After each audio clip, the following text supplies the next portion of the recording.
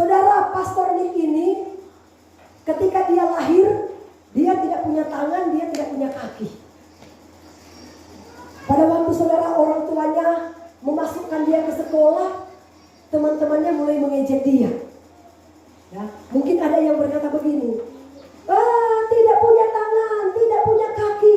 Ada juga yang ngomong begini, siapa yang mau sama kamu? Perempuan mana yang mau menikah dengan orang cacat seperti kamu? Ya, saudara, ada begitu banyak penghinaan yang diterima oleh Pastor Nick. Saudara, namanya kita manusia, saudara. Waktu itu dia sempat putus asa, ya.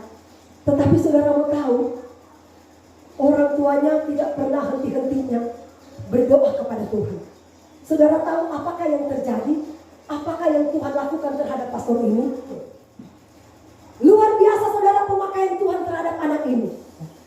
Walaupun dia tidak punya tangan, tidak punya kaki, Tuhan katakan, mungkin banyak orang menghina dia, banyak orang mengejek dia, bahkan teman-temannya saudara suka sekali mengata-ngatai dia. Siapa kira-kira perempuan yang mau sama kamu? Tetapi kenapa dia dilahirkan tidak punya tangan, tidak punya kaki? Karena apa? Pekerjaan Allah akan dinyatakan lewat anak ini. Ini dia berenang. Nah, ini dia bisa main keyboard. Saudara lihat ya, penonton terbesar aku sebanyak 110.000 orang dan aku memiliki 30.000 undangan untuk berbicara. Saya sangat padat. Sekarang ini dipakai Tuhan menjadi pendeta terkenal di seluruh dunia. Amin. Ini tidak punya kaki, istrinya yang normal.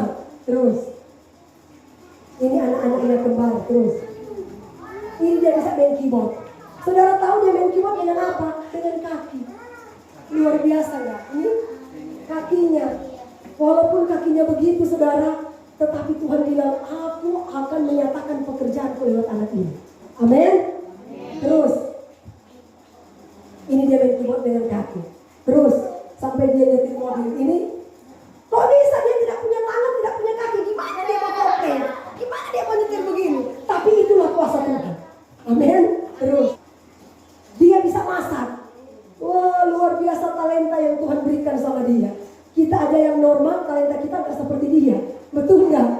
Terus nah. Tuhan, siapakah yang berdosa? Apakah dia atau orang tuanya yang berdosa?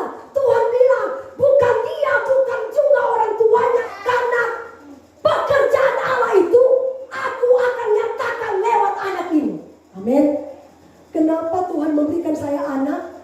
Sudah 11 tahun begini, tetapi dia belum lancar berbicara. Ya, apakah kita mau katakan begitu kepada Tuhan? Tetapi saudara, ketika saya membaca ayat ini saudara, firman Tuhan berkata, jangan dulu engkau lihat yang sekarang. Karena apa?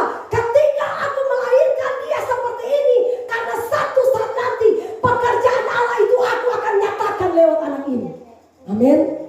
Saya mungkin belum lihat yang sekarang. Saudara tahu, kalau saya mau berdoa dengan Grace, ada video-videonya saya shooting.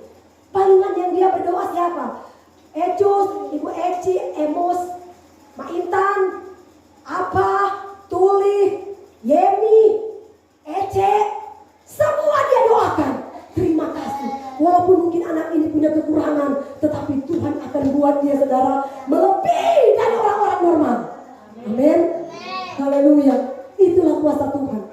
Dia bisa menjadi pendoa syafaat bagi kami. Kadang-kala kalau saya dengan suamiku saudara mau tidur, kadang-kala dia begini, Ibu, toa dulu. Saya bilang, Tuhan terima kasih banyak. Haleluya. Makanya saudara saya katakan ya, ketika Tuhan mengizinkan masalah apapun terjadi, kesulitan apapun terjadi dalam hidup kita, jangan dulu kita menyalahkan Tuhan. Jangan dulu kita menyalahkan diri sendiri. Tetapi mari kita lihat bahwa Tuhan punya rencana, Tuhan punya tujuan di balik setiap apapun yang terjadi dalam hidup kita. Amin. Haleluya. Seperti yang Tuhan lakukan bagi orang buta ini. Akhirnya setelah dia sembuh saudara, orang katakan begini, loh, bukannya dia itu si pengemis yang buta? Siapa yang menyembuhkan kamu? Dia bilang, saya ini bertemu dengan yang namanya Yesus. Dia cuma ambil tanah, kemudian diaduk-aduk.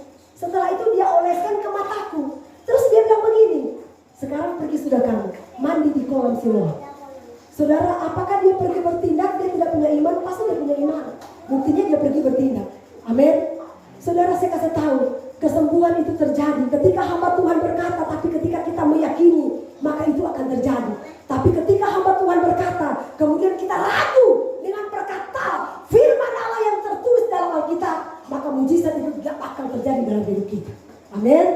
Untuk itu mari saudara, ya, kita belajar firman Allah. Kita benar-benar menyimaki firman Tuhan. Karena sesungguhnya firman Tuhan itu adalah petunjuk jalan bagi saudara dan saya, supaya kita bisa memperoleh keselamatan. Amin. Tuhan Yesus berkati kita semua. Shalom.